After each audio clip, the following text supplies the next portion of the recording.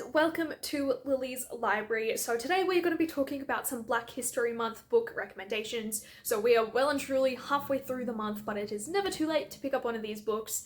And a very important disclaimer and reminder to read diversely all throughout the year, not just when it is a month about a certain group of people and celebrating them and educating yourself. So let's get into this. I'm going to be going through 4 books I have read and recommend, and then 4 books on my TBR, one of which includes a current read.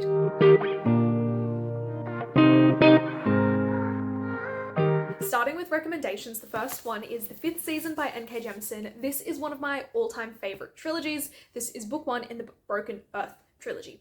So the 5th season follows 3 different women during the end of the world, basically. This is set in a world where every few centuries there is a 5th season. It's when a majority of things end and collapse, and certain people make it through and survive and are able to rebuild after that. So we follow 3 different women in 3 different stages of their lives as they're trying to navigate this collapsing world and the oppression that they are facing.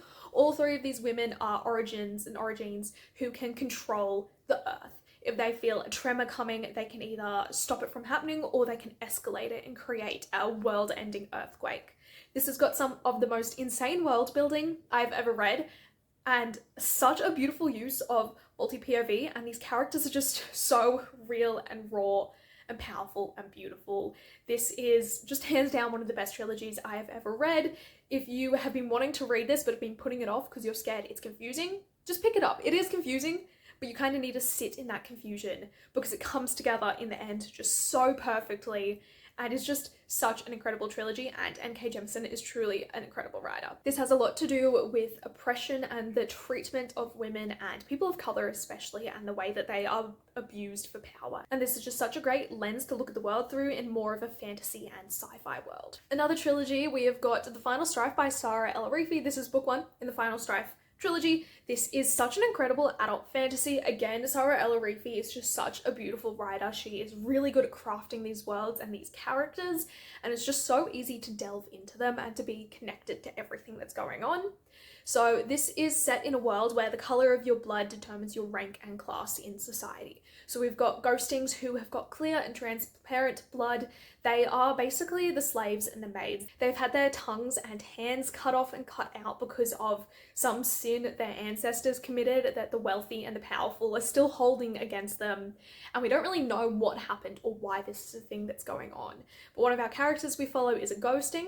Another is a duster. They are the middle working class. They have got blue blood, and that is one of our characters as well who we follow. And the final class is the embers. They are the red bloods. They are the powerful. They are the ones that can use their blood for powers and to do different things. And they are the wealthy. They're the ones that govern and control this world. So in this we follow Scylla, who is actually an ember but was stolen as an infant and a baby and has been brought up as a duster. So she has this power in her blood that she's always known she has, but she has no idea how to use it or where to go from here because she was taken by a rebellion that was then slaughtered and killed, and she was left to fend for herself as a child. One day she decides she is going to put her name in the ring and put her name forward to be in the competition to become one of the next governors and rulers, but on her way there she ends up getting caught by a young ember girl who's around her age, and she misses being able to enlist and to join that. So these 2 women end up working together, Scylla kind of being blackmailed and forced into it, but she is to teach this young woman how to use her powers and to fight and actually have a chance to become the next ruler. But Scylla's going to get something out of it in return, and it is so interesting seeing how their relationship progresses and where this book goes. It is absolutely wild. We've got a trial-based system in it, similar to things like the Sunbearer trials, and it is just so wild and so beautiful and has such a cliffhanger ending. This is very brutal though as well. It very much focuses on the oppression that this system is built upon and the mistreatment of these people.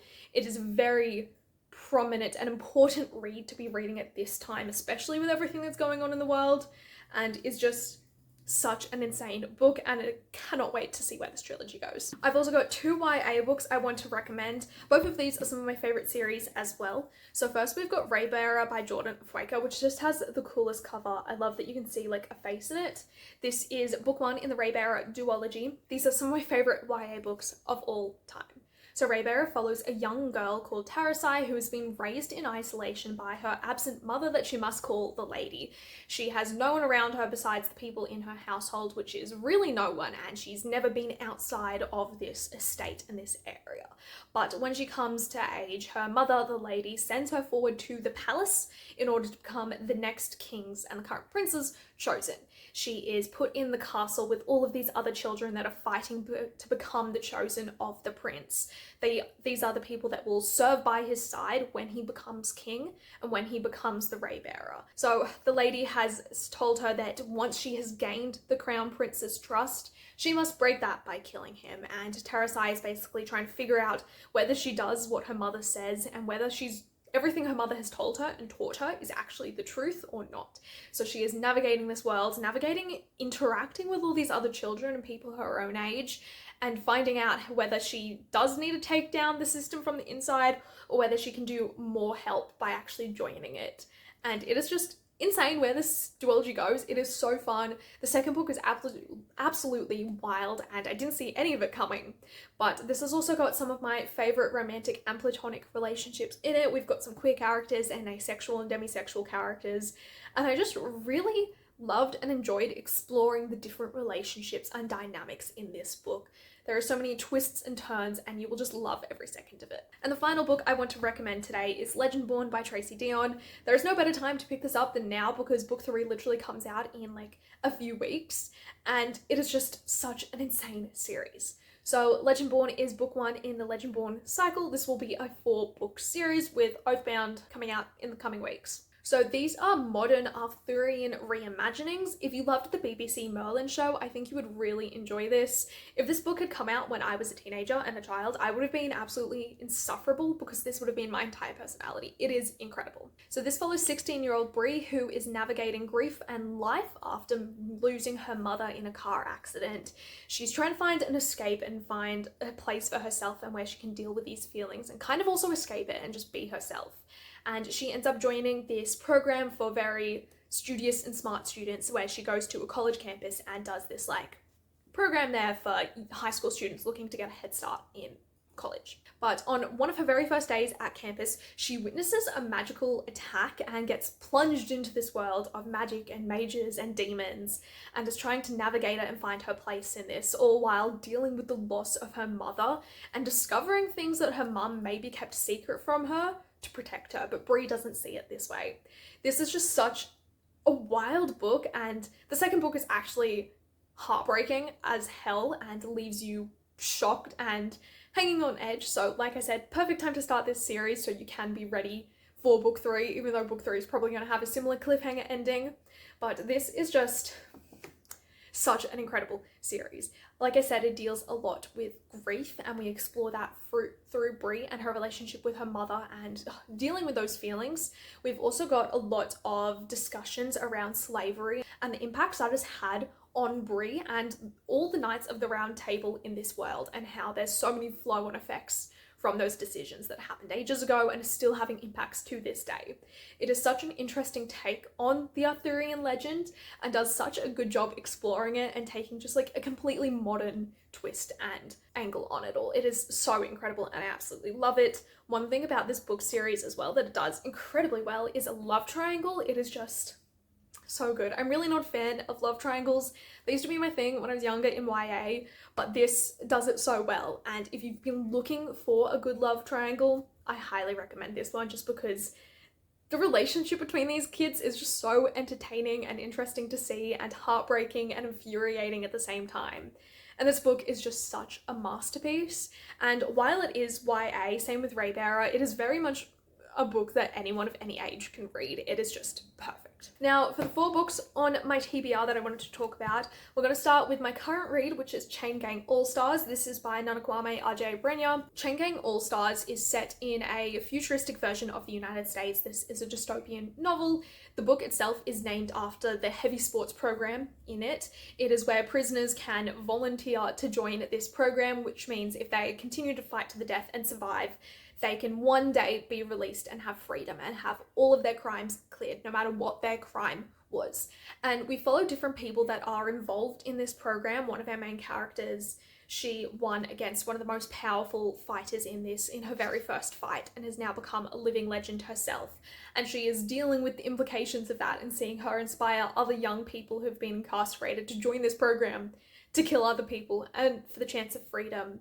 We follow some other people who are outside of this and how it impacts their lives. We've got one side character whose father was in this program as well, and people that are protesting this and trying to take it down, as well as we get snippets from viewers and people that are addicted to these shows.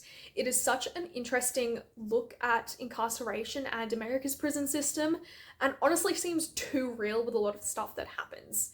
It is just such an important and powerful read, and it is very heavy, and I would say I'm enjoying it, but I don't think that's the right word. I'm getting a lot from this book, and I think this is going to become a modern classic. It is something that I think everyone should read, and I'm just very nervous to see how this ends. And it is just so vivid and compelling and startling and raw and just powerful at the same time.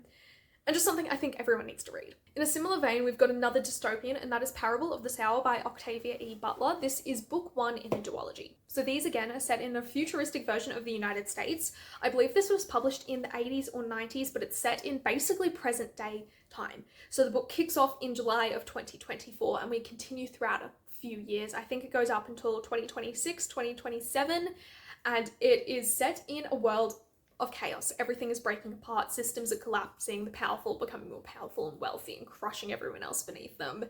There is revolution and violence, and I believe there is also some climate change stuff happening, and it just seems very reminiscent of everything going on in the world today.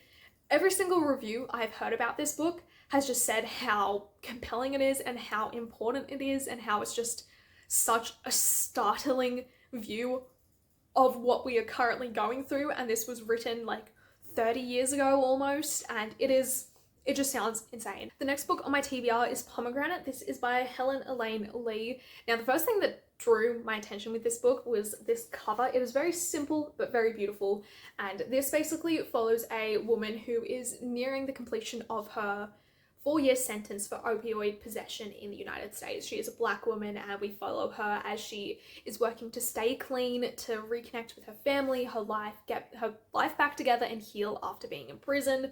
So similar to Chain Gang All Stars, this looks at the incarceration of Black people and how there are statistically more people in the United States in prison that are Black than their white counterparts. And it's looking at the implications of how that works, what it means for the family of these people, what it means for their life after getting out of prison as well.